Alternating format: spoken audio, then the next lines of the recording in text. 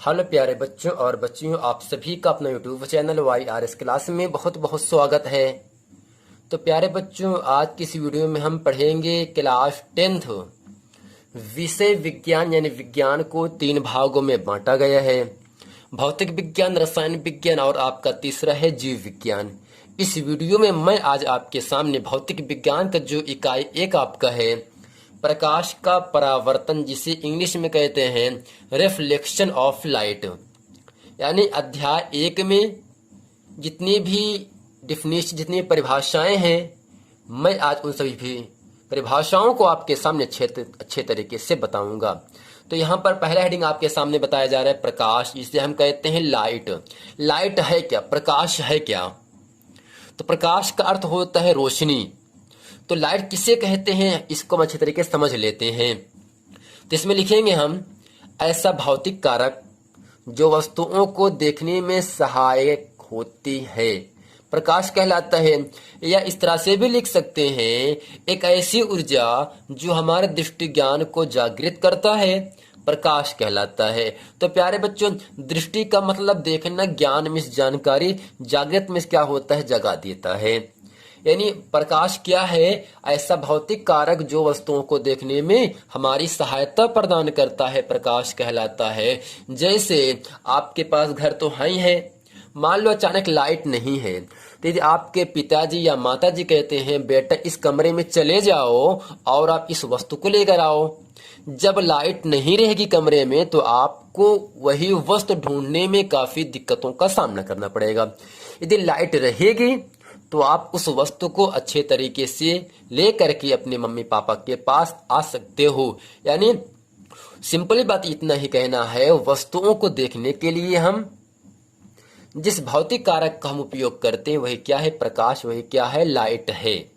यानी प्रकाश एक ऐसी ऊर्जा होती है जो हमारे दृष्टि ज्ञान को जागृत करता है कि हाँ लाइट आ गई है, लाइट चली गई है।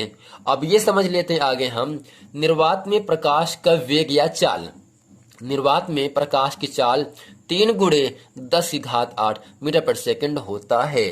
तो प्यारे बच्चों, आपको ध्यान देना है, निर्वात का मतलब जहां पर वायु नहीं होता है। जहां पर वायु ना हो वहां पर प्रकाश का वेग और चाल कितना होगा? 3 गुणे 10⁸ मीटर पर सेकंड होता है। हेडिंग नंबर अगला है प्रदीप्त।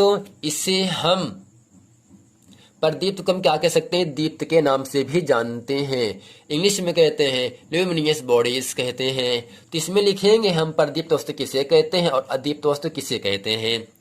ऐसी वस्तुएं जो स्वतः प्रकाश का उत्सर्जन करते हैं प्रदीप्त वस्तुएं कहलाती हैं। तो प्यारे बच्चों, स्वतः का मतलब अपने आप होता, उत्सर्जन का मतलब होता उत्पन्न करती हैं, बाहर निकालती हैं। यानी कुछ वस्तुएं ऐसी भी होती हैं जो अपने आप प्रकाश को, रोशनी को बाहर करती हैं, उसे हम प्रदीप्त या दीप्त वस्तु के नाम से जानते हैं। जैसे सूर्य है, अपने आप प्रकाश को पृथ्वी पर बिखेर देता है। लालटेन भी है, मोमबत्ती भी है, टार्च है, विद्युत बल्ब है। ये सब क्या है? अपने आप स्वयं प्रकाश को उत्सर्जन करती हैं। इसीलिए ये सभी वस्तुएं क्या है? प्रदीप्त वस्तुएं होती हैं। अगला हेडिंग आपके सामने बताया जा रहा है अदीप्त वस्तुएं। ऐसी वस्तुएं जो स्वतः प्रकाश को उत्सर्जन नहीं करती बल्कि प्रदीप्त वस्तुओं के प्रकाश के आपतित होने पर दिखाई देती हैं, अदीप्त वस्तुएं कहलाती हैं। तो सिंपल तरीके से प्यारे बच्चों, आपको इतना ही समझना है, जो वस्तुएं या ऐसी वस्तुएं जो अपने आप प्रकाश को, रोशनी को उत्पन्न ना कर सकें बल्कि दीप्त वस्तुओं के संपर्क में आने से वस्तुएं प्रकाशित होती हैं, वे सभी वस्तुएं अदीप्त वस्तुएं कहलाती हैं। जैसे चंद्रमा, पृथ्वी, मेज, कुर्सी आदि। पृथ्वी है, क्या पृथ्वी से प्रकाश निकलता है प्यारे बच्चों? नहीं, ना तो मेज से निकलता है, ना कुर्सी से निकलता, ना दीवार से निकलता है। अब यहाँ पर चंद्रमा बताया जा रहा है। चंद्रमा होता क्या प्यारे बच्चों? जब दिन के समय सूर्य का प्रकाश निकलता है तो या सूर्य का जो चंद्रमा होता है, सूर्य के प्रकाश को क्या करता है? ग्रहण कर लेता है और रात्रि के समय यही चंद्रमा अपना प्रकाश बिखेर देता है। यानी चंद्रमा जो है ये अपना प्रकाश किससे ले रहा है? ये प्रदीप्त वस्तु से ले रहा है। प्रदीप्त वस्तु से लेने के बाद ही क्या कर रहा है, प्रकाश को बिखेर रहा है। तो चंद्रमा भी क्या होगा, आपका एक अदीप्त वस्तु होगा। तो प्यारे बच्चों, अगला हेडिंग आपके सामने बताया जा रहा है, प्रकाशिक माध्यम किसे कहते हैं। ऑप्टिकल मीडियम, जिन पदार्थों से होकर प्रकाश गमन करता है उसे प्रकाशिक माध्यम कहते हैं। तो प्यारे बच्चों, गमन का मतलब होता है गुजरना यानी जाना, यानी जिन पदार्थों से होकर क्या हो, प्रकाश गुजरे, प्रकाश जाए, उसे क्या कहते हैं, प्रकाशिक माध्यम कहते हैं। अब ये समझना प्यारे बच्चों, आकाश का मतलब आसमान होता है ना। अब जो सूर्य का प्रकाश होगा वो आसमान से आता है, तो आसमान भी क्या होगा, आकाश भी क्या होगा, एक आपका प्रकाशिक माध्यम है। तो इसके आगे लिखेंगे हम, प्रकाशिक माध्यम 3 प्रकार के होते हैं। कितने प्रकार के होते हैं, 3 प्रकार के होते हैं, ठीक ना। अब पहला क्या होगा, पहला आपके सामने बताया जा रहा है, यहां से पहला आपके सामने है पारदर्शक माध्यम। तो सिंपल तरीके से आपको समझ लेना है, ट्रांसपेरेंट मीडियम, यानी पारदर्शक का मतलब होता है जिनके आर पार हम देख सकते हैं, जिनके आर पार हम क्या कर सकते हैं प्यारे बच्चों, देख, जैसे आपके कहोगे वायु हो गया, कांच हो गया, जल हो गया, इन सब को हम क्या करते हैं, उसके आर पार देख सकते हैं ना। आपके घरों में कांच लगा हो खिड़कियों में, खिड़की से हम करते क्या है, आसपास या आर पार देख सकते हैं ना। तो कांच भी क्या हो गया आपका, पारदर्शक माध्यम होगा। तो इसमें लिखेंगे हम, ऐसा माध्यम जिनसे होकर प्रकाश का आंशिक भाग आर पार निकल जाता है उसे पारदर्शक माध्यम कहते हैं, जैसे वायु, जल, कांच आदि।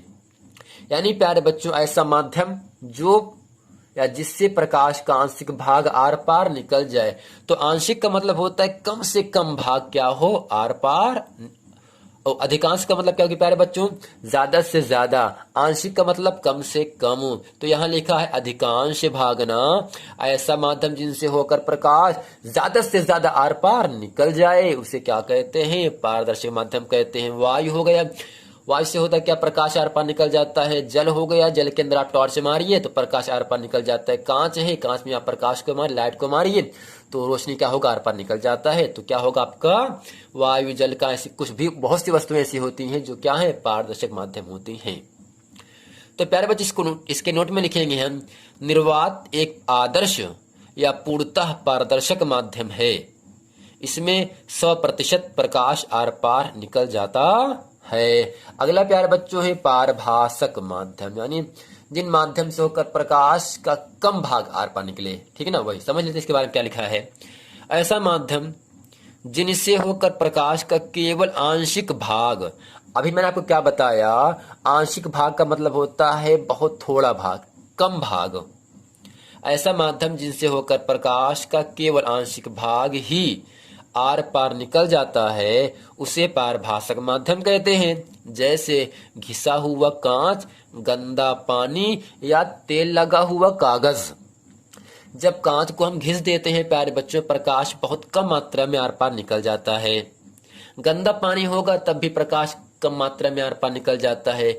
या जब किसी कागज पर, ये आपके सामने कोई पेज है ना, ये जब इस पर हम तेल को लगा देते हैं तो इससे प्रकाश क्या होगा, बहुत कम मात्रा में आर पार निकल जाता है। यानी घिसा हुआ कांच, गंदा पानी और तेल लगा हुआ कागज, ये सब क्या है, पारभासक माध्यम है। प्रश्न अगला हेडिंग आपके सामने, अपारदर्शक।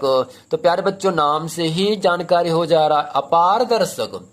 पारदर्शक का मतलब जिसके आर पार हम देख सकते हैं ना, अपारदर्शक जिनके आर पार हम देख ना सके। तो इसमें लिखेंगे, ऐसा माध्यम जिनसे होकर प्रकाश बिल्कुल गमन नहीं कर सकती उसे अपारदर्शक माध्यम कहते हैं। इस तरह से भी कह सकते हैं, ऐसा माध्यम जिनसे होकर प्रकाश बिल्कुल आर पार नहीं निकल सकता उसे कहते हैं अपारदर्शक माध्यम।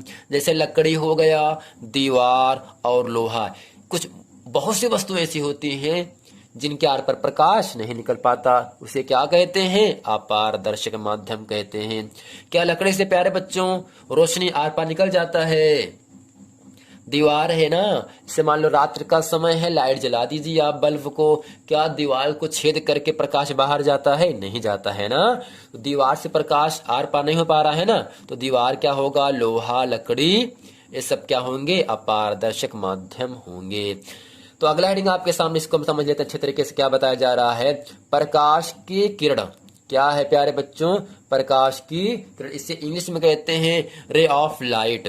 इसमें लिखेंगे किसी भी समांग माध्यम में प्रकाश एक बिंदु से दूसरे बिंदु तक जिस ऋजुरेखी मार्ग से, ऋजुरेखी का मतलब होता है एक सीधी रेखा में, जिस ऋजुरेखी मार्ग से होकर गुजरता है उसे प्रकाश की किरण कहते हैं। अब ये समझ लेना प्यारे बच्चों, एक ही दिशा में जब प्रकाश की सभी किरणें एक ही दिशा में जाती हैं तो एक ही दिशा में जाने वाली प्रकाश की किरणों के जो समूह होते हैं उसे क्या कहते हैं? प्रकाश किरण पुंज कहते हैं। यानी एक ही दिशा में जाने वाले प्रकाश की किरणों के समूह को प्रकाश पुंज कहते हैं। तो प्यारे बच्चों, उम्मीद करते हैं प्रकाश किसे कहते हैं, प्रदीप्त किसे कहते हैं, अदीप्त किसे कहते हैं, प्रकाश के माध्यम किसे कहते हैं, प्रकाश के माध्यम कितने प्रकार के होते हैं? 3 प्रकार के होते हैं। पारदर्शक माध्यम आपके सामने ऊपर बताया जा रहा है, पारभाषक माध्यम है, अपारदर्शक माध्यम है। यानी प्रकाश के माध्यम कितने प्रकार के होंगे? 3 प्रकार के होते हैं। तो प्यारे बच्चों, उम्मीद करते हैं ये पूरा प्रश्न वीडियो आपको बहुत अच्छे तरीके से समझ में आ गया होगा। यदि ये वीडियो आपको समझ में आए तो वीडियो को लाइक करें और अपने दोस्तों में खूब शेयर करें। मिलते हैं प्यारे बच्चों अगले वीडियो में, तब तक के लिए थैंक यू।